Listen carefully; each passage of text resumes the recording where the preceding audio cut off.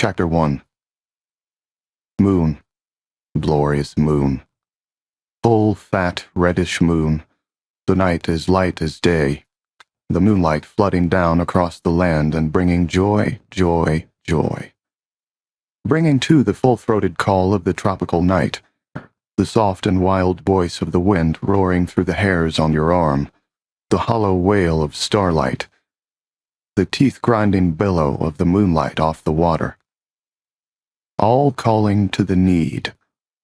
Oh, the symphonic shriek of the thousand hiding voices, the cry of the need inside, the entity, the silent watcher, the cold, quiet thing, the one that laughs, the moon dancer. The me that was not me, the thing that mocked and laughed and came calling with its hunger, with the need. And the need was very strong now, very careful, cold, coiled, creeping, crackly, caught, and ready. Very strong, very much ready now. And still, it waited and watched, and it made me wait and watch. I had been waiting and watching the priest for 5 weeks now. The need had been prickling and teasing and prodding at me to find one, find the next, find this priest. For 3 weeks I had known he was it, he was next. We belonged to the dark passenger, he and I together. And that 3 weeks I had spent fighting the pressure, the growing need, rising in me like a great wave that roars up and over the beach and does not recede, only swells more with every tick of the bright night's clock. But it was careful time, too. Time spent making sure. Not making sure of the priest, no, I was long sure of him. Time spent to be certain that it could be done right, made neat, all the corners folded, all squared away. I could not be caught, not now. I'd worked too hard, too long to make this work for me, to protect my happy little life. And I was having too much fun to stop now. And so I was always careful. Always tidy, always prepared ahead of time so it would be right. And when it was right, take extra time to be sure. It was the Harry way, God bless him, that far-sighted perfect policeman, my foster father. Always be sure, be careful, be exact, he had said. And for a week now, I had been sure that everything was just as Harry right as it could be. And when I left work this night, I knew this was it. This night was the night. This night felt different. This night it would happen, had to happen. Just as it had happened before, just as it would happen again and again. And tonight it would happen to the priest. His name was Father Donovan. He taught music to the children at St. Anthony's Orphanage in Homestead, Florida. The children loved him. And of course, he loved the children. Oh, very much indeed. He devoted a whole life to them. Learned Creole and Spanish. Learned their music, too. All for the kids. Everything he did, it was all for the kids. Everything. I watched him this night as I had watched for so many nights now. Watched as he paused in the orphanage doorway to talk to a young black girl who had followed him out. She was small, no more than 8 years old, and small for that. He sat on the steps and talked to her for 5 minutes. She sat too, and bounced up and down. They laughed. She leaned against him. He touched her hair. The nun came out and stood in the doorway, looking down at them for a moment before she spoke. Then she smiled and held out a hand. The girl bumped her head against the priest. Father Donovan hugged her, stood, and kissed the girl good night. The nun laughed and said something to Father Donovan. He said something back. And then he started toward his car. Finally. I coiled myself to strike and... not yet. A janitorial service minivan stood 15 feet from the door. As Father Donovan passed it, the side door slid open. A man leaned out, puffing on a cigarette, and greeted the priest, who leaned against the van and talked to the man. Luck. Luck again. Always luck on these nights. I had not seen the man, not guessed he was there. But he would have seen me, if not for luck. I took a deep breath, let it out slow and steady, icy cold. It was only one small thing. I had not missed any others. I had done it all right, all the same, all the way it had to be done. It would be right. Now. Father Donovan walked toward his car again. He turned once and called something. The janitor waved from the doorway to the orphanage, then stubbed out his cigarette and disappeared inside the building. Gone. Luck? Luck again. Father Donovan fumbled for his keys, opened his car door, got into his car. I heard the key go in. Heard the engine turn over. And then, now. I sat up in his back seat and slipped the noose around his neck. One quick, slippery, pretty twist, and the coil of 50-pound test fishing line settled tight. He made a small ratchet of panic, and that was it. "You are mine now," I told him, and he froze as neat and perfect as if he had practiced, almost like he heard the other voice, the laughing watcher inside me. "Do exactly as I say," I said. He rasped half a breath and glanced into his rearview mirror. My face was there, waiting for him, wrapped in the white silk mask that showed only my eyes. "Do you understand?" I said. The silk of the mask flowed across my lips as I spoke. Father Donovan said nothing, stared at my eyes. I pulled on the noose. "Do you understand?" I repeated, a little softer. This time he nodded. He fluttered a hand at the noose, not sure what would happen if he tried to loosen it. His face was turning purple. I loosened the noose for him. "Be good," I said, "and you will live longer." He took a deep breath. I could hear the air rip at his throat. He coughed and breathed again, but he sat still and did not try to escape. This was very good. We drove. Father Donovan followed my directions. No tricks, no hesitations. We drove south through Florida City and took the Card Sound Road. I could tell that road made him nervous, but he did not object. He did not try to speak to me. He kept both hands on the wheel, pale and knotted tight, so the knuckles stood up. That was very good, too. We drove south for another 5 minutes with no sound but the song of the tires and the wind, and the great moon above making its mighty music in my veins, and the careful watcher laughing quietly in the rush of the night's hard pulse. "Turn here," I said at last. The priest's eyes flew to mine in the mirror.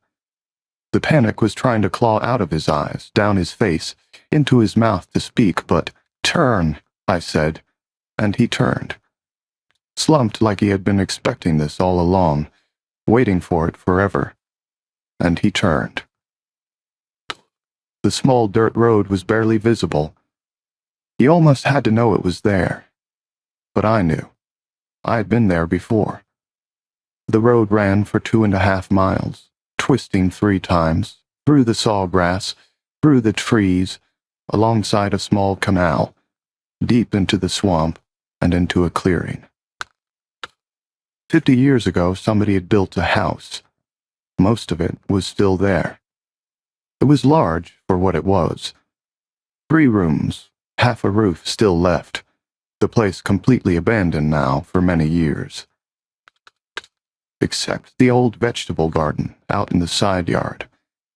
There were signs that somebody had been digging there fairly recently. "Stop the car," I said, as the headlights picked up the crumbling house. Father Donovan lurched to obey. Fear had sealed him into his body now, his limbs and thoughts all rigid. "Turn off the motor," I told him, and he did. it was suddenly very quiet. Some small something chittered in a tree. The wind rattled the grass. And then more quiet. Silence so deep it almost drowned out the roar of the night music that pounded away in my secret self.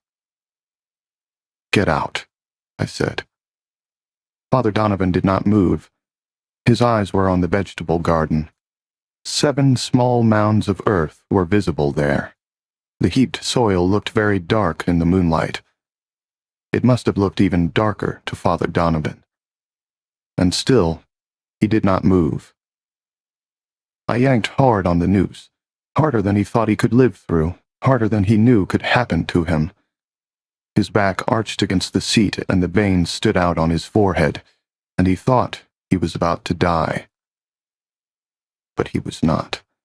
Not yet. Not for quite some time, in fact. I kicked the car door open and pulled him out after me, just to let him feel my strength. He flopped to the sandy roadbed and twisted like an injured snake. The dark passenger laughed and loved it, and I played the part. I put one boot on Father Donovan's chest and held the noose tight. "You have to listen and do as I say," I told him. "You have to." I bent and gently loosened the noose. "You should know that. It's important," I said. And he heard me. His eyes, pounding with blood and pain, and leaking tears onto his face. His eyes met mine in a rush of understanding, and all the things that had to happen were there for him to see now. And he saw. And he knew how important it was for him to be just right. He began to know. "Get up now," I said.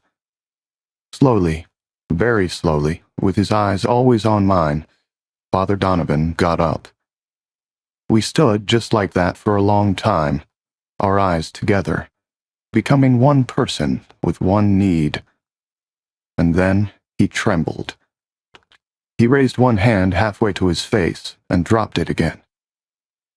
"In the house," I said, so very softly. "In the house where everything was ready." Father Donovan dropped his eyes.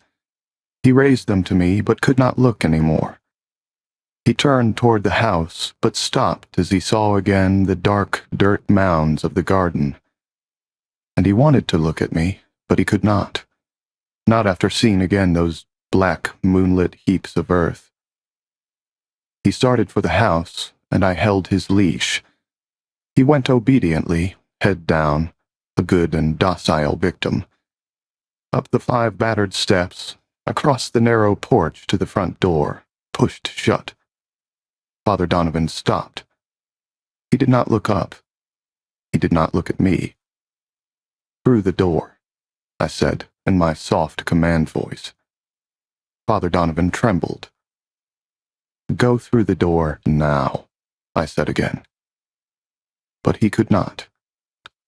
I leaned past him and pushed the door open. I shoved the priest in with my foot. He stumbled, righted himself, and stood just inside, eyes squeezed tight shut. I closed the door. I'd left a battery lamp standing on the floor beside the door, and I turned it on.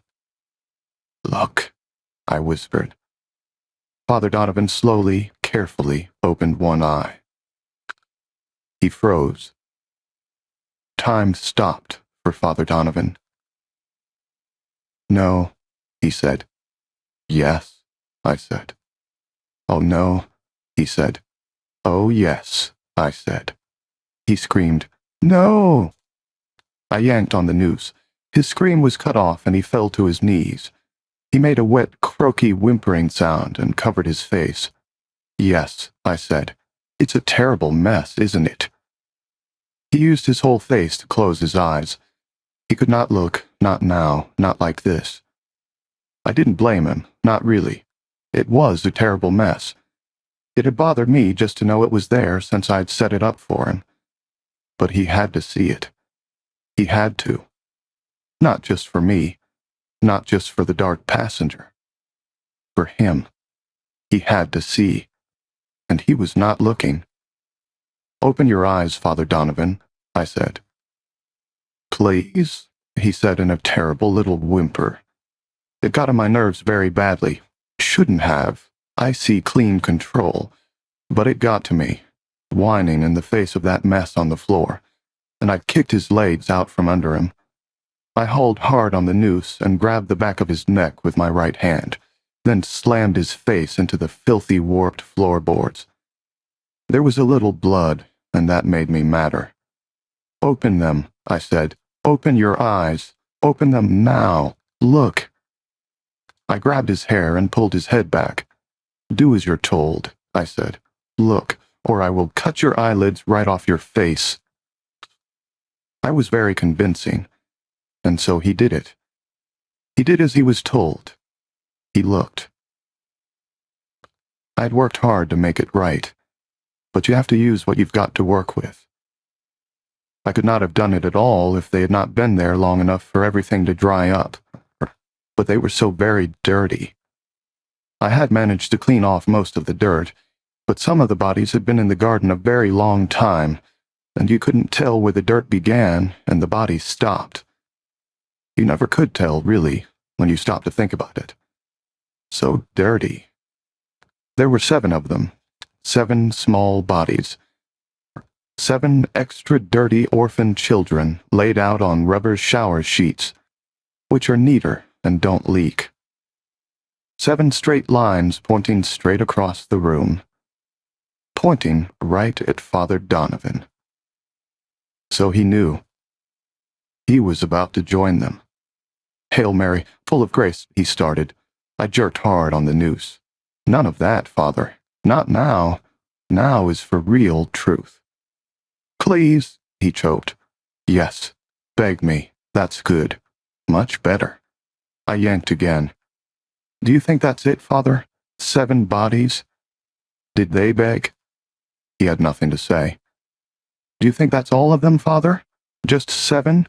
Did I get them all?" "Oh, God," he rasped out, with a pain that was good to hear. "And what about the other towns, Father? What about Fayetteville? Would you like to talk about Fayetteville?" He just choked out a sob, no words. "And what about East Orange? Was that 3? Or did I miss one there? So hard to be sure. Was it 4 in East Orange, Father?" Father Donovan tried to scream. There was not enough left of his throat for it to be a very good scream, but it had real feeling behind it, which made up for the poor technique. Then he fell forward onto his face, and I let him snivel for a while before I pulled him up and onto his feet. He was not steady, and not in control. His bladder had let loose, and there was drool on his chin. "Please," he said. "I couldn't help myself. I just couldn't help myself. Please, you have to understand." "I do understand, Father," I said. And there was something in my voice, the dark passenger's voice now, and the sound of it froze him. He lifted his head slowly to face me, and what he saw in my eyes made him very still. "I understand perfectly," I told him, moving very close to his face. The sweat on his cheeks turned to ice.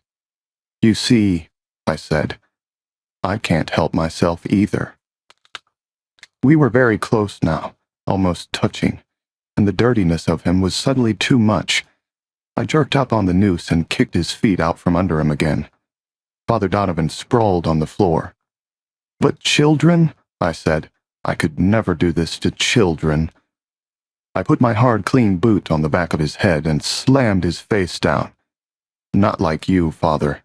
Never kids. I have to find people like you." "What are you?" Father Donovan whispered. "The beginning," I said, "and the end. Meet your unmaker, Father." I had the needle ready, and it went into his neck like it was supposed to. Slight resistance from the rigid muscles, but none from the priest. I pushed the plunger and the syringe emptied, filling Father Donovan with quick, clean calm. Moments, only moments, and his head began to float, and he rolled his face to me. Did he truly see me now? Did he see the double rubber gloves, the careful coveralls, the slick silk mask? Did he really see me? Or did that only happen in the other room? The dark passenger's room. The clean room. Painted white 2 nights past, and swept, scrubbed, sprayed, cleaned as clean as can be. And in the middle of the room, its windows sealed with thick white rubberized sheets, under the lights in the middle of the room, did he finally see me there and the table I had made, the boxes of white garbage bags, the bottles of chemicals, and the small row of saws and knives? Did he see me at last? Or did he see those 7 untidy lumps, and who knows how many more? Did he see himself at last, unable to scream, turning into that kind of mess in the garden? He would not, of course. His imagination did not allow him to see himself as the same species. And in a way, he was right. He would never turn into the kind of mess he had made of the children. I would never do that, could never allow that. I am not like Father Donovan, not that kind of monster. I am a very neat monster. Neatness takes time, of course, but it's worth it. Worth it to make the dark passenger happy, keep him quiet for another long while. Worth it just to do it right and tidy. Remove one more heap of mess from the world. A few more neatly wrapped bags of garbage, and my one small corner of the world is a neater, happier place. A better place. I had about 8 hours before I had to be gone. I would need them all to do it right. I secured the priest to the table with duct tape and cut away his clothes. I did the preliminary work quickly, shaving, scrubbing, cutting away the things that stuck out untidily. As always, I felt the wonderful, long, slow build to release begin its pounding throughout my entire body. It would flutter through me while I worked, rising and taking me with it, until the very end, the need and the priest swimming away together on a fading tide. And just before I started the serious work, Father Donovan opened his eyes and looked at me. There was no fear now. That happens sometimes. He looked straight up at me, and his mouth moved. "What?" I said. I moved my head a little closer. "I can't hear you." I heard him breathe, a slow and peaceful breath. And then he said it again before his eyes closed. "You're welcome," I said, and I went to work. Chapter 2. By 4:30 in the morning, the priest was all cleaned up. I felt a lot better. I always did after. Killing makes me feel good. It works the knots out of darling Dexter's dark schemata. It's a sweet release, a necessary letting go of all the little hydraulic valves inside. I enjoy my work. Sorry if that bothers you. Oh, very sorry, really. But there it is. And it's not just any killing, of course. It has to be done the right way, at the right time, with the right partner. Very complicated, but very necessary. And always somewhat draining. So I was tired, but the tension of the last week was gone. The cold voice of the dark passenger was quiet, and I could be me again. Quirky, funny, happy-go-lucky, dead-inside Dexter. No longer Dexter with the knife, Dexter the Avenger. Not until next time. I put all the bodies back in the garden, with one new neighbor, and tidied the little falling-down house as much as I could. I packed my things into the priest's car and drove south to the small side canal where I left my boat, a 17-foot whaler with a shallow draft and a big engine. I pushed the priest's car into the canal behind my boat and climbed on board. I watched the car settle and disappear. Then I cranked up my outboard and eased out of the canal, heading north across the bay. The sun was just coming up and bouncing off the brightwork. I put on my very best happy face. Just another early morning fisherman heading home. Red snapper, anyone? By 6:30 I was home in my Coconut Grove apartment. I took the slide from my pocket, a simple, clean glass strip, with a careful single drop of the priest's blood preserved in the center. Nice and clean, dry now, ready to slip under my microscope when I wanted to remember. I put the slide with the others. 36 neat and careful, very dry drops of blood. I took an extra long shower, letting the hot water wash away the last of the tension and ease the knots in my muscles, scrubbing off the small final traces of clinging smell from the priest in the garden of the little house in the swamp. Children. I should have killed him twice. Whatever made me the way I am left me hollow, empty inside, unable to feel. It doesn't seem like a big deal. I'm quite sure most people fake an awful lot of everyday human contact. I just fake all of it. I fake it very well, and the feelings are never there. But I like kids. I could never have them, since the idea of sex is no idea at all. Imagine doing those things. How can you? Where's your sense of dignity? But kids are special. Father Donovan deserved to die. The code of Harry was satisfied, along with the dark passenger. By 7:15 I felt clean again. I had coffee, cereal, and headed for work. The building where I work is a large modern thing, white, with lots of glass, near the airport. My lab is on the second floor, in the back. I have a small office attached to the lab. It is not much of an office, but it's mine, a cubicle off the main blood lab. All mine, nobody else allowed in, nobody to share with, to mess up my area. A desk with a chair, another chair for a visitor, if he's not too big. Computer, shelf, filing cabinet, telephone, answering machine. Answering machine with a blinking light as I came in. A message for me is not a daily thing. For some reason, there are very few people in the world who can think of things to say to a blood-spattered pattern analyst during working hours. One of the few people who does have things to say to me is Deborah Morgan, my foster sister. A cop, just like her father. The message was from her. I punched the button and heard tinny Tejano music, then Deborah's voice. "Dexter, please, as soon as you get in. I'm at a crime scene out on Tamiami Trail, at the Cacique Motel." There was a pause. I heard her put a hand over the mouthpiece of the telephone and say something to somebody. Then there was a blast of Mexican music again, and she was back on. "Can you get out here right away? Please, Dex." She hung up. I don't have a family. I mean, as far as I know. Somewhere out there must be people who carry similar genetic material, I'm sure. I pity them. But I've never met them.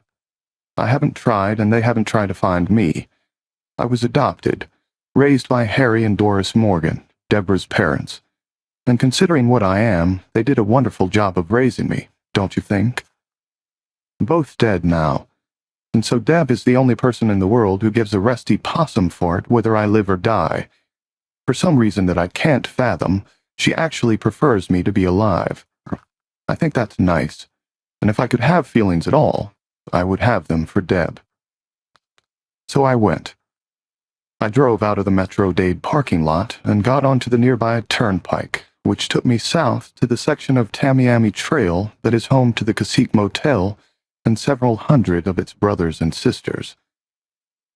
In its own way, it's paradise, particularly if you are a cockroach. Rows of buildings that manage to glitter and molder at the same time. Bright neon over ancient, squalid, sponge-rotted structures. If you don't go at night, you won't go. Because to see these places by daylight is to see the bottom line of our flimsy contract with life. Every major city has a section like this one. If a piebald dwarf with advanced leprosy wants to have sex with a kangaroo and a teenage choir, he'll find his way here and get a room. When he's done, he might take the whole gang next door for a cup of Cuban coffee and a medianoche sandwich. Nobody would care, as long as he tipped. Deborah had been spending way too much time out here lately. Her opinion, not mine. It seemed like a good place to go if you were a cop and you wanted to increase your statistical chance of catching somebody doing something awful. Deborah didn't see it that way. Maybe because she was working Vice. A good-looking young woman working Vice on the Tamiami Trail usually ends up as bait on a sting, standing outside almost naked to catch men who wanted to pay for sex. Deborah hated that. Couldn't get worked up about prostitution, except as a sociological issue. Didn't think backing Johns was real crime fighting. And, known only to me, she hated anything that overemphasized her femininity and her lush figure. She wanted to be a cop. It was not her fault she looked more like a centerfold. And as I pulled into the parking lot that linked the cacique and its neighbor, Tito's Cafe Cubano, I could see that she was currently emphasizing the hell out of her figure. She was dressed in a neon pink tube top, spandex shorts, black fishnet stockings, and spike heels, straight from the costume shop for Hollywood hookers in 3D. A few years back, somebody in the Vice Bureau got the word that the pimps were laughing at them on the streets. It seems the Vice cops, mostly male, were picking the outfits for the women operatives who worked in the sting operations.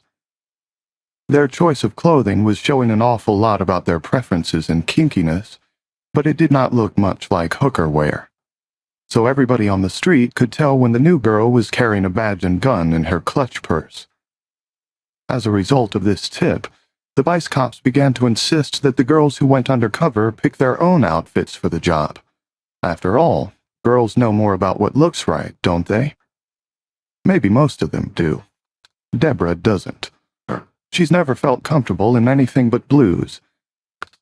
You should have seen what she wanted to wear to her prom. And now, I had never seen a beautiful woman dressed in such a revealing costume who looked less sexually appealing than Deb did. But she did stand out. She was working crowd control, her badge pinned to the tube top. She was more visible than the half-mile of yellow crime scene tape that was already strung up. More than the 3 patrol cars angled in with their lights flashing. The pink tube top flashed a little brighter. She was off to one side of the parking lot, keeping a growing crowd back from the lab techs who appeared to be going through the dumpster belonging to the coffee shop. I was glad I hadn't been assigned to that. The stink of it came all the way across the lot and in my car window. A dark stench of Latin coffee grounds mixed with old fruit and rancid pork. The cop at the entrance to the parking lot was a guy I knew. He waved me in, and I found a spot. "Deb," I said as I strolled over. "Nice outfit. Really shows your figure to full advantage." "Fuck off," she said, and she blushed. Really something to see in a full-grown cop. "They found another hooker," she said. "At least, they think it's a hooker. Hard to tell from what's left." "That's the 3rd in the last 5 months," I said. "5th, she told me. There were 2 more up in Broward." She shook her head. "These assholes keep saying that officially there's no connection." "It would make for an awful lot of paperwork," I said helpfully. Deb showed me her teeth. "How about some basic fucking police work?" she snarled. "A moron could see these kills are connected." And she gave a little shudder. I stared at her, amazed. She was a cop, daughter of a cop. Things didn't bother her. When she'd been a rookie cop and the older guys played tricks on Deborah, showing her the hacked-up bodies that turn up in Miami every day, to get her to blow her lunch, she hadn't blinked. She'd seen it all. Been there, done that, bought the t-shirt. But this one made her shudder. Interesting. "This one is special. Is that it?" I asked her. "This one is on my beat, with the hookers." She pointed a finger at me. "And that means I've got a shot to get in on it, get noticed, and pull a transfer into Homicide Bureau." I gave her my happy smile. Ambition, Deborah? Goddamned right, she said. I want out of Vice, and I want out of this sex suit. I want into homicide, Dexter, and this could be my ticket. With one small break. She paused, and then she said something absolutely amazing. Please help me, Dex, she said. I really hate this. Please, Deborah? You're saying please to me? Do you know how nervous that makes me? Cut the crap, Dex. But Deborah, really, cut it, I said. Will you help me or not? When she put it that way, with that strange, rare please dangling in the air, what else could I say but, of course I will, Deb, you know that. Then she eyed me hard, taking back her please. I don't know it, Dex. I don't know anything with you. Of course I'll help, Deb, I repeated, trying to sound hurt, and doing a really good imitation of injured dignity. I headed for the dumpster with the rest of the lab rats. Camilla Fague was crawling through the garbage, dusting for fingerprints. She was a stocky woman of 35 with short hair, who had never seemed to respond to my breezy, charming pleasantries. But as she saw me, she came up onto her knees, blushed, and watched me go by without speaking. She always seemed to stare at me and then blush. Sitting on an overturned plastic milk carton on the far end of the dumpster, poking through a handful of waste matter, was Vince Masuoka. He was half Japanese and liked to joke that he got the short half. He called it a joke, anyway. There was something just slightly off in Vince's bright Asian smile, like he had learned to smile from a picture book. Even when he made the required dirty put-down jokes with the cops, nobody got mad at him. Nobody laughed either, but that didn't stop him. He kept making all the correct ritual gestures, but he always seemed to be faking. That's why I liked him, I think. Another guy pretending to be human, just like me. Well, Dexter, Vince said without looking up, what brings you here? I came to see how real experts operate in a totally professional atmosphere, I said. Have you seen any? Ha ha, he said. It was supposed to be a laugh, but it was even phonier than his smile. You must think you're in Boston. He found something and held it up to the light, squinting. Seriously, why are you here? Why wouldn't I be here, Vince? I said, pretending to sound indignant. It's a crime scene, isn't it? You do blood spatter, he said, throwing away whatever he'd been staring at and searching for another one. I knew that. He looked at me with his biggest fake smile. There's no blood here, Dax. I felt lightheaded. What does that mean? There's no blood in or on or near, Dax. No blood at all. Weirdest thing you ever saw, he said. No blood at all? I could hear that phrase repeat itself in my head, louder each time. No sticky, hot, messy, awful blood. No splatter, no stain, no blood at all. Why hadn't I thought of that? It felt like a missing piece to something I didn't know was incomplete. I don't pretend to understand what it is about Dexter and blood.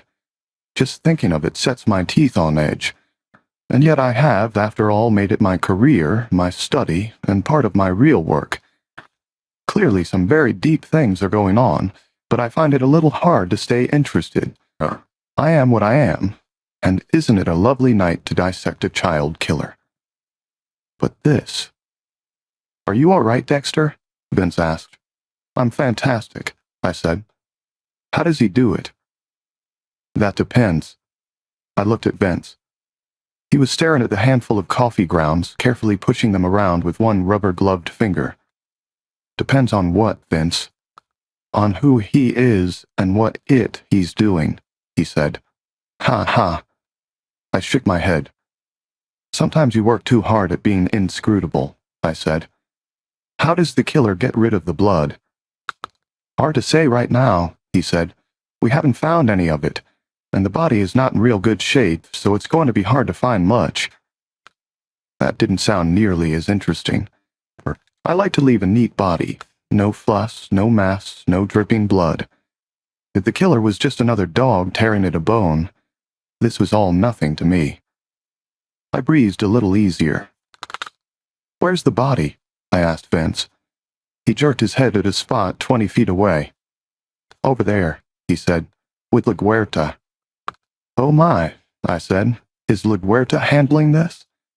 He gave me his fake smile again. "Lucky killer." I looked. A small knot of people stood around a cluster of tidy trash bags. "I don't see it," I said. "Right there, the trash bags. Each one is body part. He cut the victim into pieces and then wrapped up each one like it was a Christmas present. Did you ever see anything like that before?" Of course I had. That's how I do it. Chapter 3. There is something strange and disarming about looking at a homicide scene in the bright daylight of the Miami sun. It makes the most grotesque killings look antiseptic, staged, like you're in a new and daring section of Disney World. Dahmerland. Come ride the refrigerator. Please hurl your lunch in the designated containers only. Not that the sight of mutilated bodies anywhere has ever bothered me. Oh no, far from it. I do resent the messy ones a little when they are careless with their body fluids. Nasty stuff. Other than that, it seems no worse than looking at spare ribs at the grocery store. But rookies and visitors to crime scenes tend to throw up, and for some reason they throw up much less here than they do up north. The sun just takes the sting out. It cleans things up, makes them neater. Maybe that's why I love Miami. It's such a neat town. And it was already a beautiful, hot Miami day. Anyone who had worn a suit coat was now looking for a place to hang it. Alas, there was no such place in the grubby little parking lot. There were only 5 or 6 cars and the dumpster. It was shoved over in a corner next to the cafe, backed up against a pink stucco wall topped with barbed wire. The back door to the cafe was there. A sullen young woman moved in and out, doing a brisk business in Cafe Cubano and Pasteles, with the cops and the technicians on the scene. The handful of assorted cops in suits who hang out at homicide scenes, either to be noticed, to apply pressure, or to make sure they know what's going on, now had one more thing to juggle. Coffee, a pastry, a suit coat. The crime lab gang didn't wear suits. Rayon bowling shirts with 2 pockets was more their speed. I was wearing one myself. It repeated a pattern of voodoo drummers and palm trees against a lime green background. Stylish, but practical. I headed for the closest rayon shirt and the knot of people around the body. It belonged to Angel Batista, no relation, as he usually introduced himself. "Hi, I'm Angel Batista. No relation." He worked in the medical examiner's office. At the moment, he was squatting beside one of the garbage bags and peering inside it. I joined him. I was anxious to see inside the bag myself. Anything that got a reaction from Deborah was worth a peek. "Angel," I said, coming up on his side, "what do we have?" "What do you mean we, white boy?" he said. "We got no blood with this one. You're out of a job." I heard. I crouched down beside him. Was it done here or just dumped? He shook his head. "Hard to say. They empty the dumpster twice a week. This has been here for maybe 2 days. I looked around the parking lot, then over at the moldy facade of the cacique. "What about the motel?" Angel shrugged. "They're still checking, but I don't think they'll find anything. The other times, he just used a handy dumpster." "Huh," he said suddenly. "What?" He used a pencil to peel back the plastic bag. "Look at that cut." The end of a disjointed leg stuck out, looking pale and exceptionally dead in the glare of the sun. This piece ended in the ankle, foot neatly lopped off. A small tattoo of a butterfly remained, one wing cut away with the foot. I whistled. It was almost surgical. This guy did very nice work. As good as I could do. "Very clean," I said, and it was, even beyond the neatness of the cutting. I had never seen such clean, dry, neat-looking dead flesh. Wonderful. "Make cago en diez on nice and clean," he said. "It's not finished." I looked past him, staring a little deeper into the bag. Nothing moving in there. It looks pretty final to me, Angel. Look it, he said. He flipped open one of the other bags. This leg, he cuts it in 4 pieces, almost like with a ruler or something, huh? And so this one, and he pointed back to the first ankle that I admired so deeply. This one he cuts in 2 pieces only. How come, huh? I'm sure I don't know, I said. Perhaps Detective LaGuerta will figure it out. Angel looked at me for a moment, and we both struggled to keep a straight face. Perhaps she will, he said, and he turned back to his work. Why don't you go ask her? Hasta luego, Angel, I said. Almost certainly, he answered, head down over the plastic bag. There was a rumor going around a few years back that Detective Migdia LaGuerta got into the Homicide Bureau by sleeping with somebody. To look at her once, you might buy into that. She has all the necessary parts in the right places to be physically attractive in a sullen, aristocratic way. The true artist with her makeup and very well dressed, Bloomingdale's chic. But the rumor can't be true. To begin with, although she seems outwardly very feminine, I've never met a woman who is more masculine inside. She was hard, ambitious in the most self-serving way, and her only weakness seemed to be for model handsome men a few years younger than she was. So I'm quite sure she didn't get into homicide using sex. She got into homicide because she's Cuban, plays politics, and knows how to kiss ass.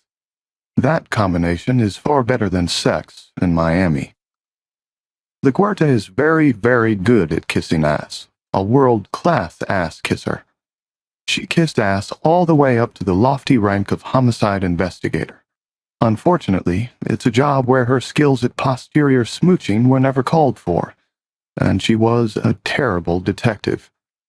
It happens. Incompetence is rewarded more often than not.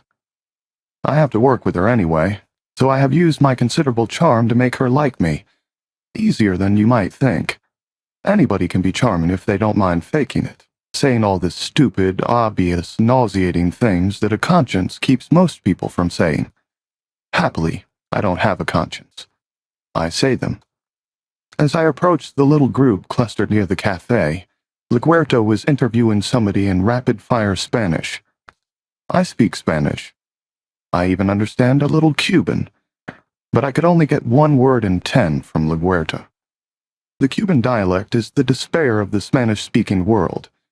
The whole purpose of Cuban Spanish seems to be to race against an invisible stopwatch and get out as much as possible in 3-second bursts, without using any consonants. The trick to following it is to know what the person is going to say before they say it. That tends to contribute to the clannishness non-Cubans sometimes complain about. The man LaGuerta was grilling was short and broad, dark, with Indio features, and was clearly intimidated by the dialect, the tone, and the badge. He tried not to look at her as he spoke, which seemed to make her speak even faster. No hay nadie afuera, he said softly, slowly, looking away. Todos están en café. Nobody was outside. They were all in the cafe. ¿Dónde estabas? She demanded. Where were you? The man looked at the bags of body parts and quickly looked away. Cocina, the kitchen. Entonces yo saco la basura. Then I took out the garbage. LaGuerta went on, pushing at him verbally, asking the wrong questions in a tone of voice that bullied and demeaned him until he slowly forgot the horror of finding the body parts in the dumpster and turned sullen and uncooperative instead. A true master's touch. Take the key witness and turn him against you. If you can screw up the case in the first few vital hours, it saves time and paperwork later. She finished with a few threats and sent the man away. Indio, she spat, as he lumbered out of earshot. It takes all kinds, detective, I said, even campesinos. She looked up and ran her eyes over me slowly, while I stood and wondered why. Had she forgotten what I looked like? But she finished with a big smile. She really did like me, the idiot. Hola, Dexter. What brings you here? I heard you were here and couldn't stay away. Please, detective, when will you marry me? She giggled. The other officers within earshot exchanged a glance and then looked away. I don't buy a shoe until I try it on, LaGuerta said, no matter how good the shoe looks. And while I was sure that was true, it didn't actually explain to me why she stared at me with her tongue between her teeth as she said it. Now go away. You're distracting me. I have serious work here. I can see that, I said. Have you caught the killer yet? She snorted. You sound like a reporter. Those assholes will be all over me in another hour. What will you tell them? She looked at the bags of body parts and frowned, not because the sight bothered her. She was seeing her career, trying to phrase her statement to the press. It's only a matter of time before the killer makes a mistake and we catch him. Meaning, I said, that so far he hasn't made any mistakes, you don't have any clues, and you have to wait for him to kill again before you can do anything? She looked at me hard. I forget. Why do I like you? I just shrugged. I didn't have a clue, but then, apparently she didn't either. What we got is nada y nada. That Guatemalan, she made a face at the retreating Indio. He found the body when he came out with the garbage from the restaurant. He didn't recognize these garbage bags, and he opened one up to see if maybe there was something good. And it was the head. Peekaboo, I said softly. Huh? Nothing. She looked around, frowning, perhaps hoping a clue would leap out and she could shoot it. So that's it. Nobody saw anything, heard anything, nothing. I had to wait for your fellow nerds to finish out before I know anything. Detective, said a voice behind us.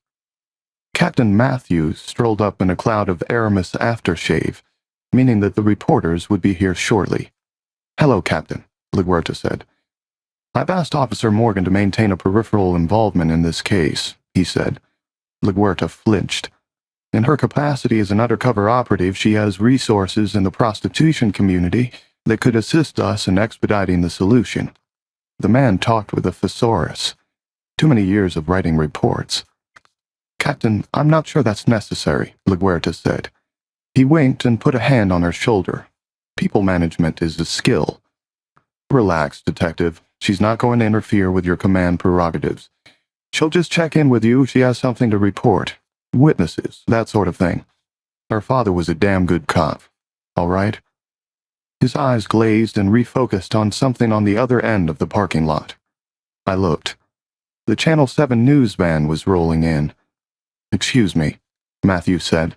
He straightened his tie, put on a serious expression, and strolled over to the van. Puta, LaGuerta said under her breath. I didn't know if she meant that as a general observation or was talking about Deb, but I thought it was a good time to slip away, too, before LaGuerta remembered that Officer Puta was my sister. As I rejoined Deb, Matthews was shaking hands with Jerry Gonzalez from Channel 7. Jerry was the Miami area's leading champion of if it bleeds, it leads journalism. My kind of guy. He was going to be disappointed this time. I felt a slight quiver pass over my skin. No blood at all. Dexter, Deborah said, still trying to sound like a cop, but I could tell she was excited. I talked to Captain Matthews. He's going to let me in on this. I heard, I said. Be careful. She blinked at me. What are you talking about? LaGuerta, I said. Deborah snorted. Her, she said. Yeah, her. She doesn't like you, and she doesn't want you on her turf. Tough. She got her orders from the captain. Uh-huh. And she's already spent 5 minutes figuring out how to get around them. So watch her back, Debs. She just shrugged. What did you find out? She asked. I shook my head. Nothing, yet. LaGuerta's already nowhere, but Vince said...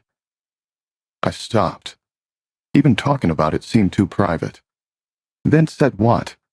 A small thing, Deb, a detail. Who knows what it means? Nobody will ever know if you don't say it, Dexter. There seems to be no blood left with the body. No blood at all. Deborah was quiet for a minute, thinking. Not a reverent pause, not like me, just thinking. Okay, she said at last. I give up. What does it mean? Too soon to tell, I said. But you think it means something. It meant a strange lightheadedness. It meant an itch to find out more about this killer. It meant an appreciative chuckle from the dark passenger, who should have been quiet so soon after the priest. But that was all rather tough to explain to Deborah, wasn't it? So I just said, "It might, Dad. Who really knows?" She looked at me hard for half a moment, then shrugged. "All right," she said. "Anything else?" "Oh, a great deal," I said. "Very nice blade work. The cuts are close to surgical. Unless they find something in the hotel, which no one expects, the body was killed somewhere else and dumped here." "Where?" "Very good question. Half of police work is asking the right questions. The other half is answering," she told me. "Well then, nobody knows where yet, Deb. And I certainly don't have all the forensic data, but you're starting to get a feel for this one," she said. I looked at her. She looked back. I had developed hunches before. I had a small reputation for it. My hunches were often quite good. And why shouldn't they be? I often know how the killers are thinking. I think the same way. Of course, I was not always right. Sometimes I was very wide of the mark. It wouldn't look good if I was always right. And I didn't want the cops to catch every serial killer out there. Then what would I do for a hobby? But this one, which way should I go with this so very interesting escapade? "Tell me, Dexter," Deborah urged. "Have you got any guesses about this?" "Possibly," I said. "It's a little early yet." "Well, Morgan," said LaGuerta from behind us. We both turned. "I see you dressed for real police work." Something about LaGuerta's tone was like a slap on the face. Deborah stiffened. "Detective," she said. "Did you find anything?" She said it in a tone that already knew the answer. A cheap shot. But it missed. LaGuerta waved a hand airily. "They are only putas," she said, looking hard at Deb's cleavage, so very prominent in her hooker suit. "Just hookers. The important thing here is to keep the press from getting hysterical." She shook her head slowly, as if in disbelief, and looked up. "Considering what you can do with gravity, that should be easy." And she winked at me and strolled off, over toward the perimeter, where Captain Matthews was talking with great dignity to Jerry Gonzalez from Channel 7. "Bitch," Deborah said. "I'm sorry, Debs. Would you prefer me to say, 'We'll show her,' or should I go with, 'I told you so'?" She glared at me. "God damn it, Dexter," she said. "I really want to be the one to find this guy." And as I thought about that, no blood at all, so did I. I really wanted to find him too. Chapter 4. I took my boat out that night after work to get away from Deb's questions and to sort through what I was feeling. Feeling? Me? Feeling? What a concept. I nosed my whaler slowly out the canal, thinking nothing. A perfect Zen state, moving at idle speed past the large houses, all separated from each other by high hedges and chain-link fences. I threw an automatic big wave and bright smile to all the neighbors out in their yards that grew neatly up to the canal's seawall. Kids playing on the manicured grass. Mom and Dad barbecuing or lounging or polishing the barbed wire, hawk-eyes on the kids. I waved to everybody. Some of them even waved back. They knew me. Had seen me go by before. Always cheerful. A big hello for everybody. He was such a nice man. Very friendly. I can't believe he did those horrible things. I opened up the throttle when I cleared the canal, heading out the channel and then southeast, toward Cape Florida. The wind in my face and the taste of the salt spray helped clear my head, made me feel clean and a little fresher. I found it a great deal easier to think. Part of it was the calm and peace of the water. And another part was that in the best tradition of Miami watercraft, most of the other boaters seemed to be trying to kill me. I found that very relaxing. I was right at home. This is my country. These are my people. All day long at work, I'd gotten little forensic updates. Around lunchtime, the story broke national. The lid was coming off the hooker murders after the grisly discovery at the Cacique Motel. Channel 7 had done a masterful job of presenting all the hysterical horror of body parts in a dumpster without actually saying anything about them. As Detective LaGuerta had shrewdly observed, these were only hookers. But once public pressure started to rise from the media, they might as well be senators' daughters. And so the department began to gear up for a long spell of defensive maneuvering, knowing exactly what kind of heart-rending twaddle would be coming from the brave and fearless foot soldiers of the Fifth Estate. Deb had stayed at the scene until the captain began to worry about authorizing too much overtime, and then she'd been sent home. She started calling me at 2 in the afternoon to hear what I'd discovered, which was very little. They'd found no traces of anything at the motel. There were so many tire tracks in the parking lot that none were distinct. No prints or traces in the dumpster, on the bags, or on the body parts. Everything USDA inspection clean. The one big clue of the day was the left leg. As Angel had noticed, the right leg had been sectioned into several neat pieces, cut at the hip, knee, and ankle. But the left leg was not. It was a mere 2 sections, neatly wrapped. "Aha," said Detective LaGuerta, Lady Genius. Somebody had interrupted the killer, surprised him, startled him, so he did not finish the cut. He panicked when he was seen, and she directed all her effort at finding that witness. There was one small problem with the Huerta's theory of interruption.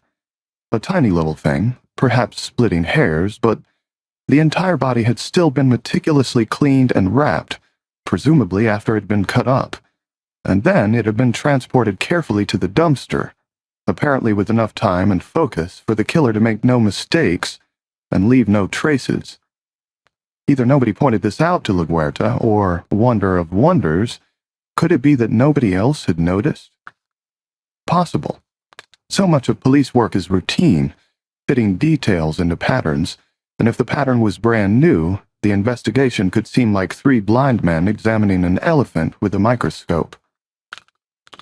But since I was neither blind nor hampered by routine, it had seemed far more likely to me that the killer was simply unsatisfied.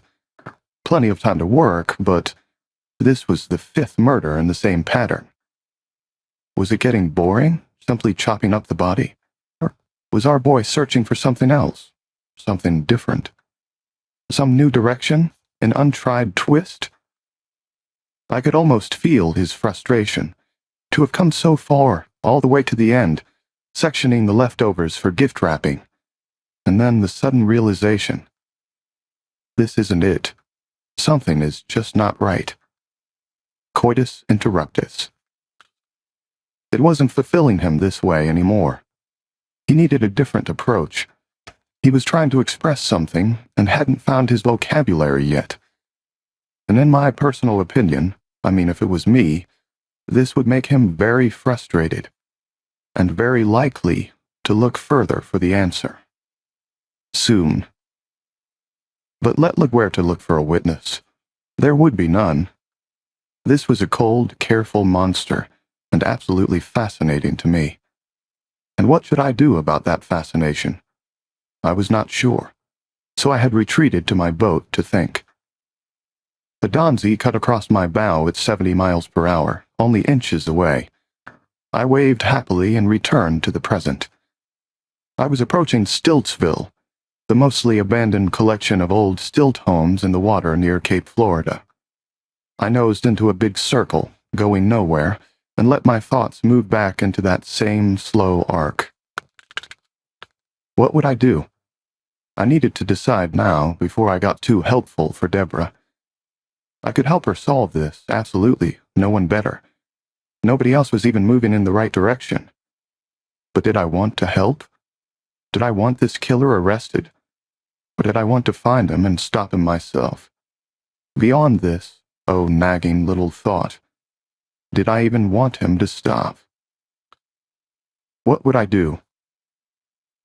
To my right I could just see Elliot Key in the last light of the day, and as always I remembered my camping trip there with Harry Morgan, my foster father, the good cop. You're different, Dexter.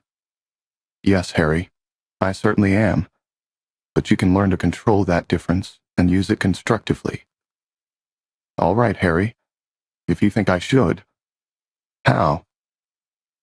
and he told me. This ends Disc 1, Darkly Dreaming Dexter, Disc 2. There is no starry sky anywhere like the starry sky in South Florida when you are 14 and camping out with Dad. Even if he's only your foster dad. And even if the sight of all those stars merely fills you with a kind of satisfaction, emotion being out of the question, you don't feel it. That's part of the reason you're here.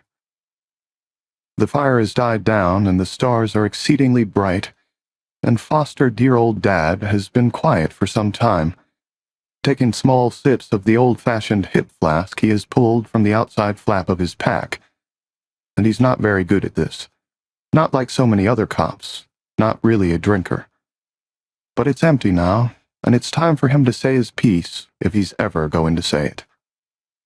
"You're different, Dexter," he says. I look away from the brightness of the stars. Around the small and sandy clearing, the last glow of the fire is making shadows. Some of them trickle across Harry's face. He looks strange to me, like I've never seen him before. Determined, unhappy, a little dazed. "What do you mean, Dad?" He won't look at me. "The Billups say Buddy has disappeared," he says. "Noisy little creep. He was barking all night. Mom couldn't sleep." Mom needed her sleep, of course. Dying of cancer requires plenty of rest, and she wasn't getting it with that awful little dog across the street yapping at every leaf that blew down the sidewalk. "I found the grave," Harry says. "There are a lot of bones in there, Dexter.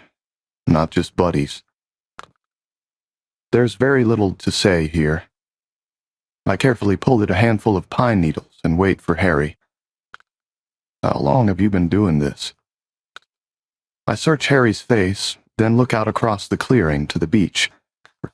Our boat is there, moving gently with the surge of the water. The lights of Miami are off to the right, a soft white glow. I can't figure out where Harry is going, what he wants to hear. But he is my straight arrow foster dad. The truth is usually a good idea with Harry. He always knows, or he finds out. "1.5 years, I say. Harry nods. "Why did you start?" A very good question, and certainly beyond me at 14. I kind of had to, I tell him. Even then, so young, but so smooth. "Do you hear a voice?" he wants to know. "Something or somebody telling you what to do, and you had to do it?" I say with 14-year-old eloquence. "Not exactly." "Tell me," Harry says. "Oh, for a moon. A good fat moon. Something bigger to look at." I clutch another fistful of pine needles. My face is hot, as if Dad has asked me to talk about sex dreams. Which, in a way, I kind of, feel something, I say. Inside. Watching me. Maybe I'm laughing? But not really a voice, just an eloquent teenage shrug. But it seemed to make sense to Harry. And there's something. It makes you kill things. High overhead, a slow, fat jet crawls by. Not, doesn't make me, I say. Just makes it seem like a good idea. Have you ever wanted to kill something else? Something bigger than a dog? To answer, but there is something in my throat. Clear it. Yes, I say. A person? Nobody in particular, Dan. Just... I shrug again. Why didn't you? Thought you wouldn't like it. You and Mom. That's all that stopped you. I, didn't want you, mad at me. No. Disappointed? I steal a glance at Harry. He is looking at me, not blinking. Is that why we took this trip, Dad? To talk about this? Yes, Harry says. We need to get you squared away. Squared away. Oh yes. A completely Harry idea of how life is lived, with hospital corners and polished shoes. And even then I knew. Needing to kill something every now and then would pretty much sooner or later get in the way of being squared away. How?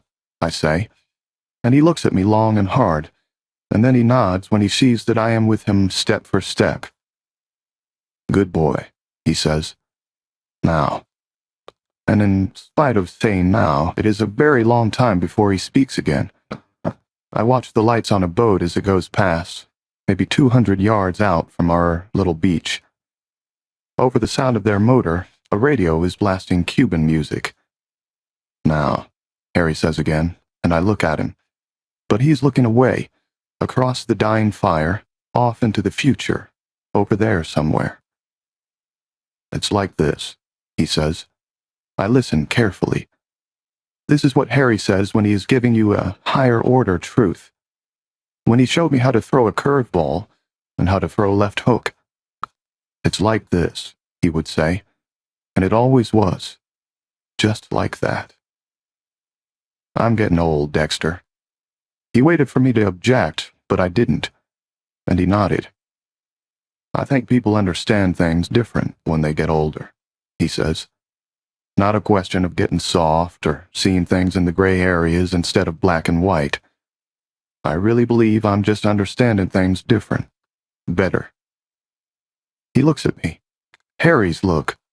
Tough love with blue eyes. Okay, I say.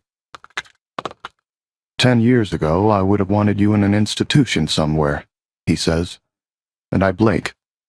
That almost hurts, except I've thought of it myself. Now, he says, I think I know better. I know what you are, and I know you're a good kid. No, I say, and it comes out very soft and weak, but Harry hears.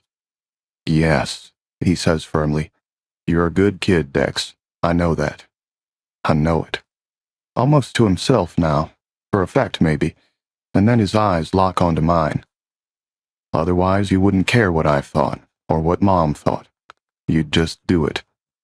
You can't help it, I know that, because... He stops and just looks at me for a moment. It's very uncomfortable for me. What do you remember from before? He asked. You know, before we took you in. That still hurts, but I really don't know why. I was only 3. Nothing. Good, he says. Nobody should remember that. And as long as he lives, that would be the most he ever says about it. But even though you don't remember, Dex, it did things to you. Those things make you what you are. I've talked to some people about this. And strangest of strange, he gives me a very small, almost shy, hairy smile. I've been expecting this. What happened to you when you were a little kid, he shaped you. I've tried to straighten that out, but... He shrugs. It was too strong, too much. It got into you too early, and it's going to stay there. It's going to make you want to kill. And you can't help that. You can't change that. But, he says, and he looks away again, to see what I can't tell. But you can channel it, control it, choose.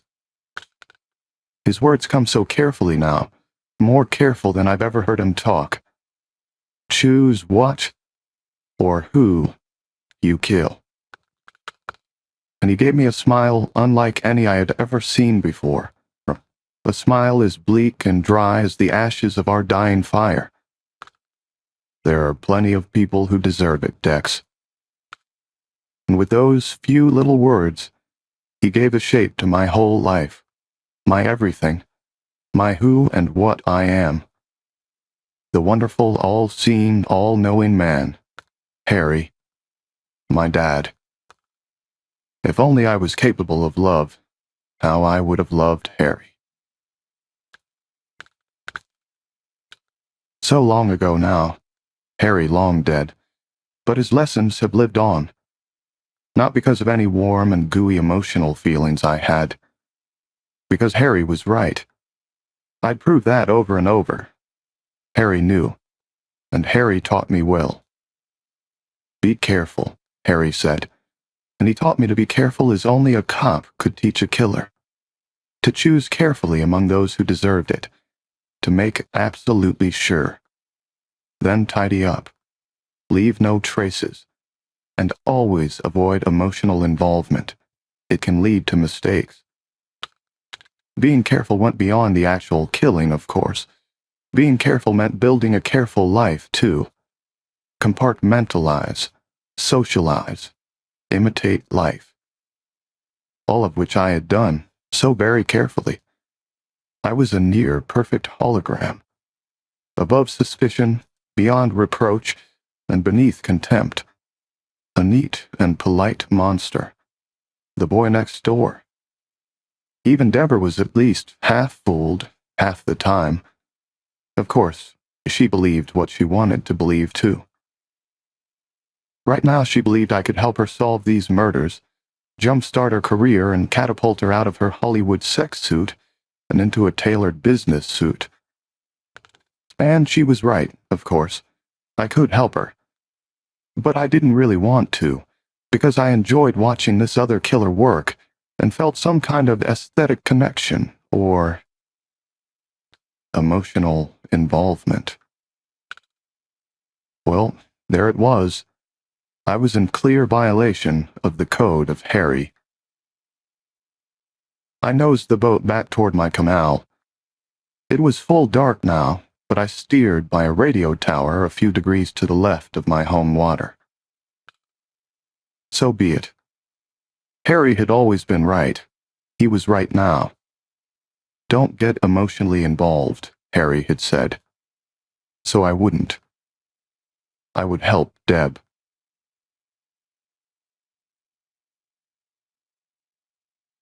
Chapter 5.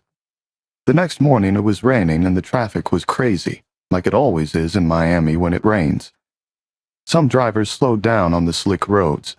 That made others furious, and they leaned on their horns, screamed out their windows, and accelerated out onto the shoulder, fishtailing wildly past the slowpokes and waving their fists. At the Lejeune on-ramp, a huge dairy truck had roared onto the shoulder and hit a van full of kids from a Catholic school. The dairy truck flipped over, and now 5 young girls in plaid wool skirts were sitting in a huge puddle of milk with dazed looks on their faces. Traffic nearly stopped for an hour. One kid was airlifted to Jackson Hospital. The others sat in the milk in their uniforms and watched the grown-ups scream at each other. I inched along placidly, listening to the radio. Apparently, the police were hot on the trail of the Tamiami butcher. There were no specifics available, but Captain Matthews got a lovely soundbite. He made it seem like he would personally make the arrest as soon as he finished his coffee. I finally got off onto surface roads and went only a little faster. I stopped at a donut shop not too far from the airport. I bought an apple fritter and a cruller, but the apple fritter was gone almost before I got back into the car. I have a very high metabolism. It comes with living the good life. The rain had stopped by the time I got to work. The sun shone and steam rose from the pavement as I walked into the lobby, flashed my credentials, and went upstairs. Deb was already waiting for me. She didn't look happy this morning. Of course, she doesn't look happy very often anymore. She's a cop, after all, and most of them can't manage the trick at all. Too much time on duty trying not to look human. It leaves their faces stuck. "Deb," I said. I put the crisp white pastry bag on my desk. "Where were you last night?" she said, very sour, as I'd expected. Soon those frown lines would turn permanent, ruining a wonderful face. Deep blue eyes, alive with intelligence, and small upturned nose with just a dash of freckles, framed by black hair. Beautiful features, at the moment spattered with about 7 pounds of cheap makeup. I looked at her with fondness. She was clearly coming from work, dressed today in a lacy bra, bright pink spandex shorts, and gold high heels. "Never mind me," I said. "Where were you?" She flushed. She hated to wear anything but clean pressed blues. "I tried to call you," she said. "Sorry," I said.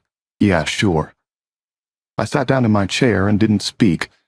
Deb likes to unload on me. That's what family is for. "Why were you so anxious to talk to me?" "They're shutting me out," she said. She opened my donut bag and looked inside. "What did you expect?" I said. "You know how LaGuerta feels about you." She pulled the cruller out of the bag and savaged it. "I expect," she said, mouthful, "to be in on this, like the captain said." "You don't have any seniority," I said, "or any political smarts." She crumpled the bag and threw it at my head. She missed. "God damn it, Dexter," she said. "You know damned well I deserve to be in homicide, instead of—" She snapped her bra strap and waved a hand at her skimpy costume. "This bullshit." I nodded. "Although, on you, it looks good," I said. She made an awful face, rage and disgust competing for space. "I hate this," she said. "I can't do this much longer, or I swear I'll go nuts." "It's a little too soon for me to have the whole thing figured out, Deb." "Shit," she said. Whatever else you could say about police work, it was ruining Deborah's vocabulary. She gave me a cold, hard cop look, the first I'd ever had from her. It was Harry's look, the same eyes, same feeling of looking right through you to the truth. "Don't bullshit me, Dex," she said. "All you have to do half the time is see the body, and you know who did it. I never asked you how you do that, but if you have any hunches on this one, I want 'em." She kicked out savagely and put a small dent in my metal desk. "God damn it, I want out of this stupid outfit." "And we'd all love to see that, Morgan," came a deep and phony voice from behind her in the doorway. I looked up. Vince Masuoka was smiling in at us. "You wouldn't know what to do, Vince," Deb told him. He smiled bigger, that bright, fake, textbook smile. "Why don't we try it and find out?" "In your dreams, Vince," Debbie said, slumping into a pout that I hadn't seen since she was 12. Vince nodded at the crumpled white bag on my desk. "It was your turn, Goody. What did you bring me? Where is it?" "Sorry, Vince," I said. "Debbie ate your cruller." "I wish," he said, with his sharp imitation leer. "Then I could eat her jelly roll." "You owe me a big donut, Dex," he said. "The only big one you'll ever have," Deborah said. "It's not the size of the donut, it's the skill of the baker," Vince told her. "Please," I said. "You two are going to sprain a frontal lobe. It's too early to be this clever." "Ah ha," Vince said, with his terrible fake laugh. "Ah ha ha ha. See you later," he winked. "Don't forget my donut." And he wandered away to his microscope down the hall. "So what have you figured out?" Deb asked me.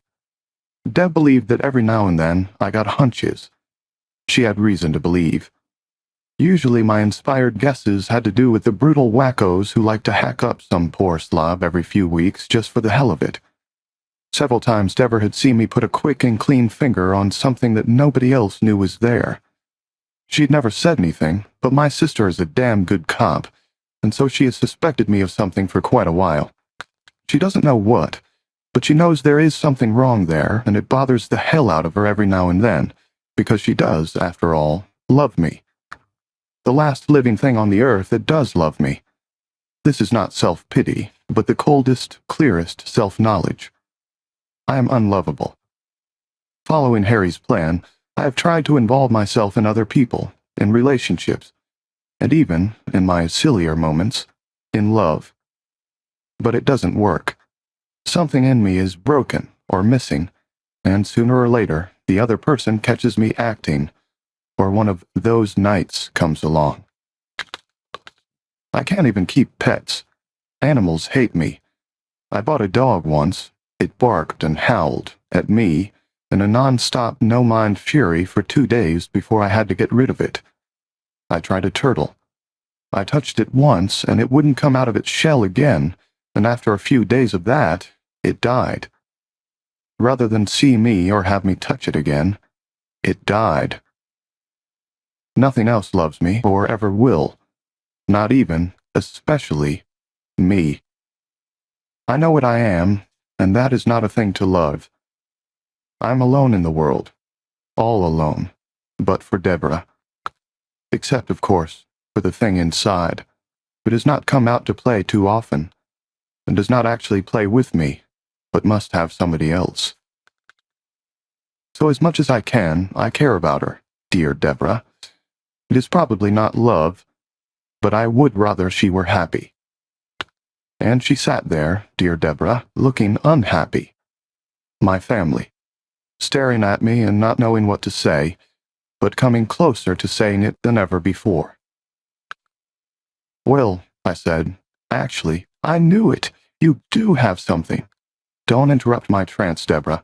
I'm in touch with the spirit realm. Spit it out, she said. It's the interrupted cut, Deb. The left leg. What about it? The Guerta thinks the killer was discovered, got nervous, didn't finish. Deborah nodded. She had me asking hookers last night if they saw anything. Somebody must have. Oh, not you too, I said. Thank Deborah. If he was interrupted, too scared to finish. The wrapping, she blurted. He still spent a lot of time wrapping the body, cleaning up. She looked surprised. Shit. After he was interrupted? I clapped my hands and beamed at her. Bravo, Miss Marple. Then it doesn't make sense. Au contraire. If there is plenty of time, but the ritual is not completed properly. And remember, Deb, the ritual is nearly everything. What's the implication? Why can't you just tell me, for God's sake?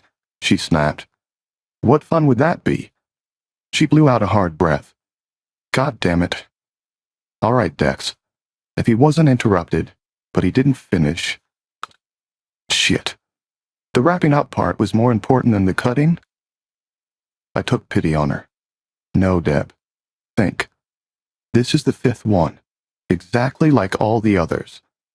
4 left legs cut perfectly. And now number 5... I shrugged, raised an eyebrow at her. Aw, shit, Dexter. How should I know? Maybe you only needed 4 left legs. Maybe, I don't know, I swear to God, what? I smiled and shook my head. To me, it was so clear. The thrill is gone, Deb. Something just isn't right. It isn't working. Some essential bit of the magic that makes it perfect isn't there. I was supposed to figure that out? Somebody should, don't you think? And so he just sort of dribbles to a stop, looking for inspiration and finding none. She frowned. So he's done. He won't do this again? I laughed. Oh my God, no, Deb. Just the opposite. If you were a priest and you truly believed in God but couldn't find the right way to worship him, what would you do?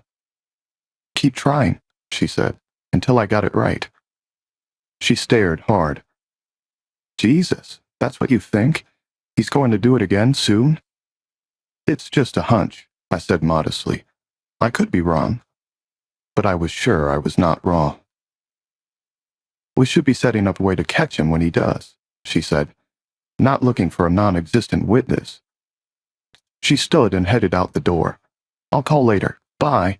And she was gone. I poked at the white paper bag. There was nothing left inside. Just like me, a clean, crisp outside, and nothing at all on the inside.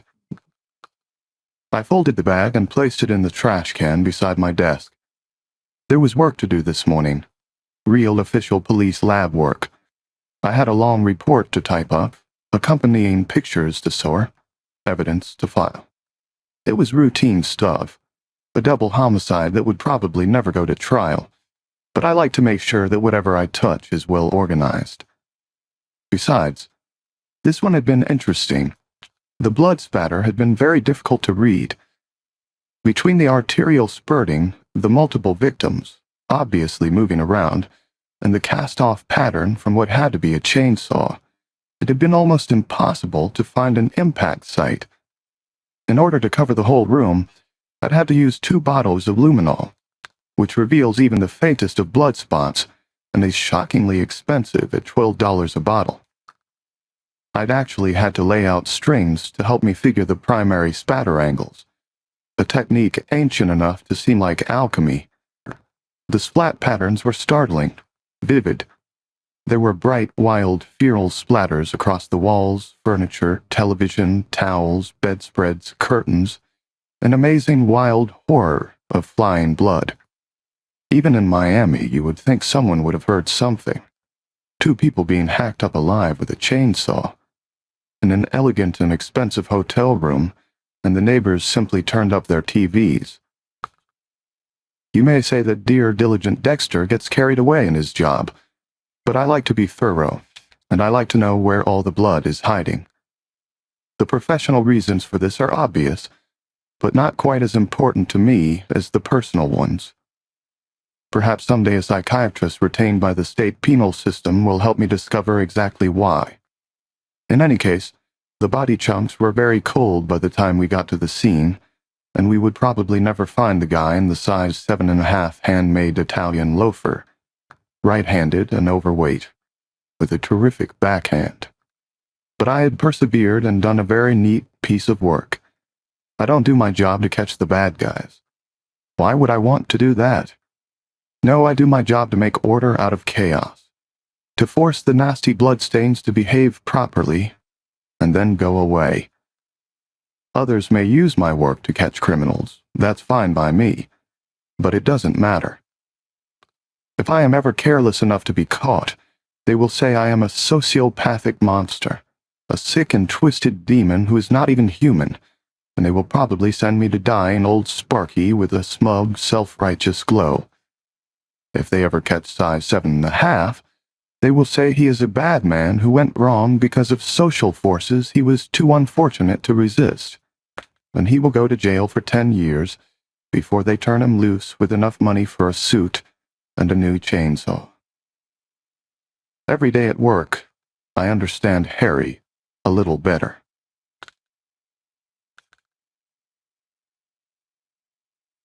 Chapter 6. Friday night. Date night in Miami. And believe it or not, date night for Dexter. Oddly enough, I had found somebody. What? What? Deeply dead Dexter dating debutante doxies? Sex among the undead? Has my need to imitate life gone all the way to faking orgasms? Breathe easy. Sex never entered into it.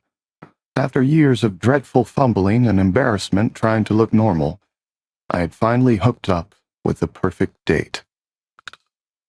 Rita was almost as badly damaged as I am. Married too young, she had fought to make it work for 10 years and 2 kids. Her charming life mate had a few small problems. First alcohol, then heroin, believe it or not, and finally crack. He beat her, the brute. Broke furniture, screamed, and threw things and made threats. Then raped her. Infected her with some dreadful crack house diseases. All this on a regular basis. And Rita endured, worked, fought him through rehab twice. Then he went after the kids one night, and Rita finally put her foot down. Her face had healed by now, of course, and broken arms and ribs are routine for Miami physicians. Rita was quite presentable, just what the monster ordered. The divorce was final, the brute was locked up, and then? Ah, the mysteries of the human mind. Somehow, some why, dear Rita had decided to date again. She was quite sure it was the right thing to do, but as a result of her frequent battery at the hands of the man she loved, she was completely uninterested in sex. Just maybe some masculine company for a while.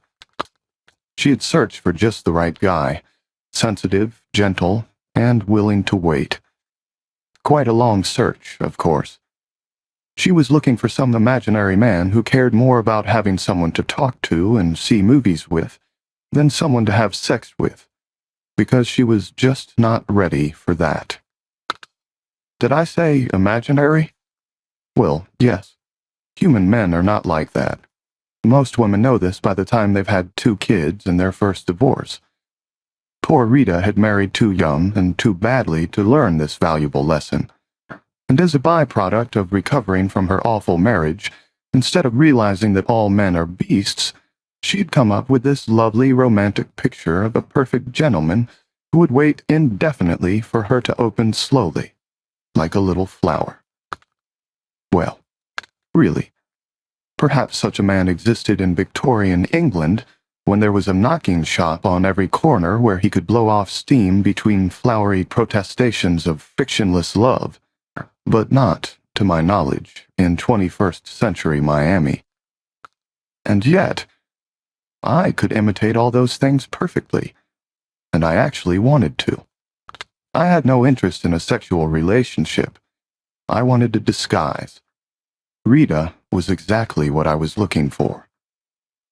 She was, as I say, very presentable, petite and pert and spunky, a slim athletic figure, short blonde hair and blue eyes.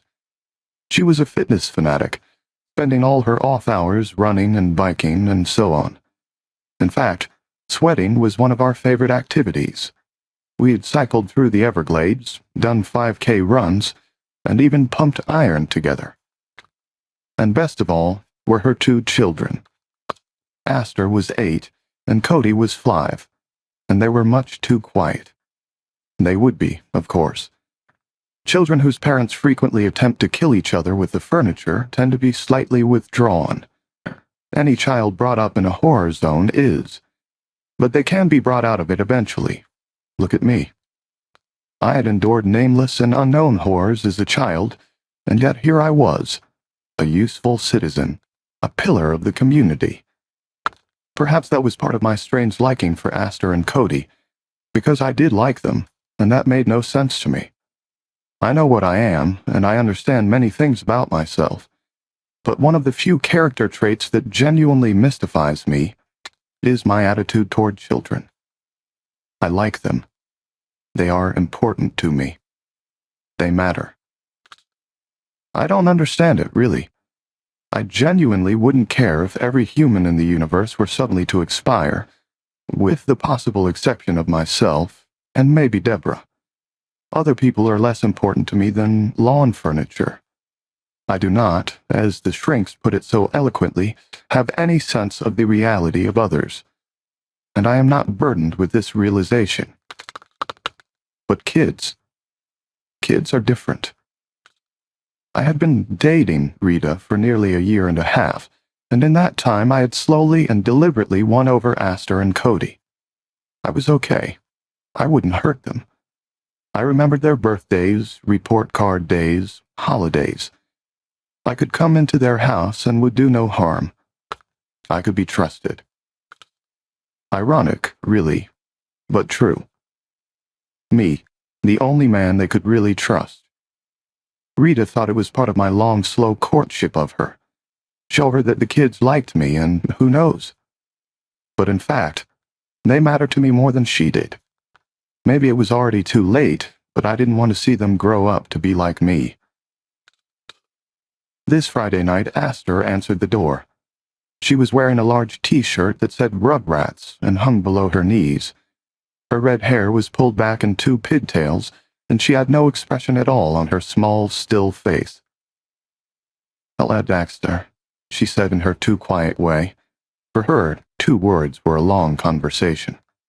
"Good evening, beautiful young lady," I said in my best Lord Mountbatten voice. "May I observe that you are looking very lovely this evening?" "Okay," she said, holding the door open. "He's here," she said over her shoulder to the darkness around the couch. I stepped past her. Cody was standing behind her, just inside, like he was backing her up, just in case. "Cody," I said. I handed him a roll of Necco wafers. He took them without taking his eyes off me and simply let his hand drop to his side without looking at the candy. He wouldn't open them until I was gone, and then he would split them with his sister. "Dexter?" Rita called from the next room. In here, I said. Can't you teach these children to behave? No, said Cody softly. A joke. I stared at him. What next? Would he sing someday? Tap dance in the streets? Address the Democratic National Convention? Rita rustled in, fastening a hoop earring. She was rather provocative, considering. She wore a practically weightless light blue silk dress that fell to mid-thigh, and of course her very best New Balance cross-training shoes. I'd never before met, or even heard of, a woman who actually wore comfortable shoes on dates. The enchanting creature. Hey, handsome, Rita said. Let me talk to the sitter and we're out of here. She went into the kitchen, where I heard her going over instructions with a teenage neighbor who did her babysitting. Bedtimes, homework, TV do's and don'ts, cell phone number, emergency number, what to do in case of accidental poisoning or decapitation. Cody and Aster still stared at me. Are you going to a movie? Aster asked me. I nodded. If we can find one that doesn't make us throw up. Yuck, she said. She made a very small, sour face, and I felt a tiny glow of accomplishment. Do you throw up at the movies? Cody asked. Cody, Aster said. Do you? He insisted. No, I said, but I usually want to. Let's go, said Rita, sailing in and bending to give each kid a peck on the cheek. Listen to Alice, bedtime at 9. Will you come back? Cody asked. Cody, of course I'll be back, Rita said. I meant Dexter, Cody said. You'll be asleep, I said, but I'll wave at you, okay? I won't be asleep, he said grimly. Then I'll stop in and play cards with you, I said. Really? Absolutely. High-stakes poker. Winner gets to keep the horses. Dexter, Rita said, smiling anyway. You'll be asleep, Cody. Now good night, kids. Be good. Then she took my arm and led me out the door. Honestly, she murmured, you've got those two eating out of your hand. The movie was nothing special. I didn't really want to throw up, but I'd forgotten most of it by the time we stopped at a small place in South Beach for a late-night drink. Rita's idea. In spite of living in Miami for most of her life, she still thought South Beach was glamorous. Perhaps it was all the rollerblades. Or maybe she thought that any place so full of people with bad manners had to be glamorous. In any case, we waited 20 minutes for a small table and then sat and waited another 20 for service. I didn't mind. I enjoyed watching good-looking idiots looking at each other. A great spectator sport. We strolled along Ocean Boulevard afterward, making pointless conversation, an art at which I excel. And it was a lovely night. One corner was chewed off the full moon of a few nights ago, when I had entertained Father Donovan. And as we drove back to Rita's South Miami house after our standard evening out, we passed an intersection in one of Coconut Grove's less wholesome areas. A winking red light caught my eye, and I glanced down the side street. Crime scene. The yellow tape was already up, and several cruisers were nosed into a hurried splay. It's him again, I thought. And even before I knew what I meant by that, I was swinging the car down the street to the crime scene. Where are we going? Rita asked, quite reasonably. I said, I'd like to check here and see if they need me. Don't you have a beeper? I gave her my best Friday night smile. They don't always know they need me, I said. I might have stopped anyway, to show off Rita. The whole point of wearing a disguise was to be seen wearing her. But in truth, the small, irresistible voice yammering in my ear would have made me stop no matter what. It's him again. And I had to see what he was up to. I left Rita in the car and hurried over. He was up to no good again, the rascal. There was the same stack of neatly wrapped body parts. Angel, no relation, bent over it in almost the same position he'd been in when I left him at the last scene. Hijo de puta, he said when I approached him. Not me, I trust, I said. The rest of us are complaining that we have to work on Friday night, Angel said. You show up with a date, and there's still nothing for you here. Same guy? Same pattern? Same, he said. He flipped the plastic away with his pen. Bone dry again, he said. No blood at all. The words made me feel slightly lightheaded. I leaned in for a look. Once again, the body parts were amazingly clean and dry.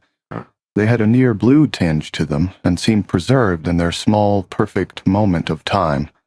Wonderful. A small difference in the cuts this time, Angel said. In 4 places, he pointed. Very rough here, almost emotional. Then here, not so much. Here and here, in between. Huh? Very nice, I said. And then look at this, he said. He nudged aside the bloodless chunk on top with a pencil. Underneath, another piece gleamed white. The flesh had been flayed off very carefully, lengthwise, to reveal a clean bone. Why he would do like that? Angel asked softly. I breathed. He's experimenting, I said, trying to find the right way. And I stared at the neat, dry section until I became aware that Angel had been looking at me for a very long moment. Like a kid playing with his food, is how I described it to Rita when I returned to the car. My God, Rita said, that's horrible. I think the correct word is heinous, I said. How can you joke about it, Dexter? I gave her a reassuring smile. You kind of get used to it in my line of work, I said. We all make jokes to hide our pain. Well, good Lord, I hope they catch this maniac soon. I thought of the neatly stacked body parts, the variety of cuts, the wonderful total lack of blood. Not too soon, I said. What did you say? She asked.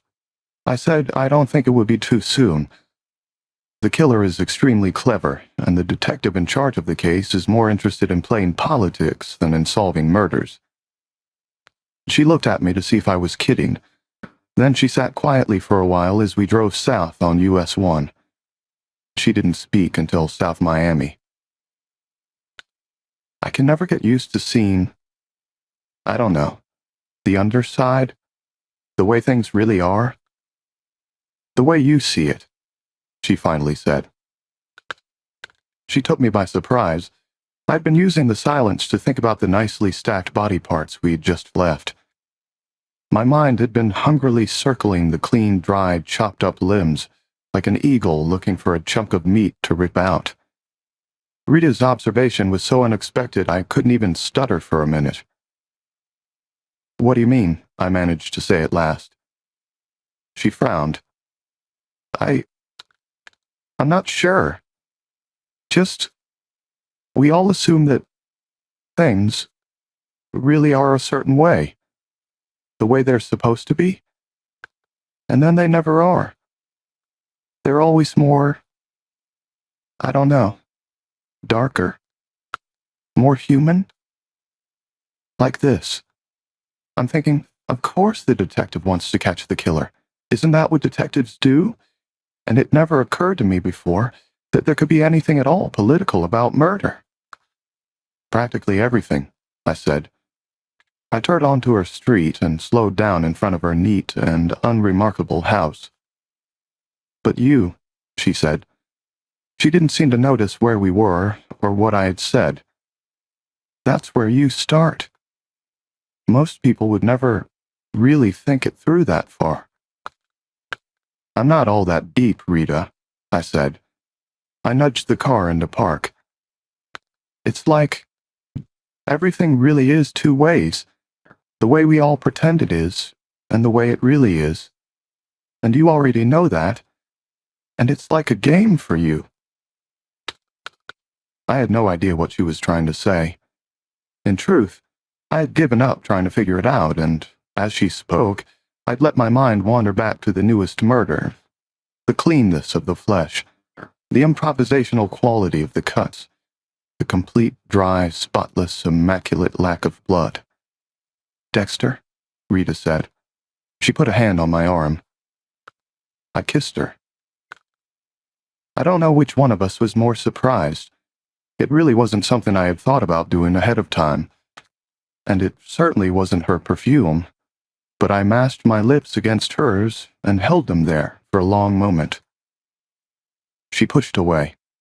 "No," she said. No, Dexter." "All right," I said, still shocked at what I had done. "I don't think I want to. I'm not ready for—" "Damn it, Dexter," she said. She unclipped her seatbelt, opened the car door, and ran into her house. Oh dear, I thought. What on earth have I done now? And I knew I should be wondering about that, and perhaps feeling disappointed that I had just destroyed my disguise after a year and a half of hard maintenance. But all I could think about was the neat stack of body parts. No blood. None at all.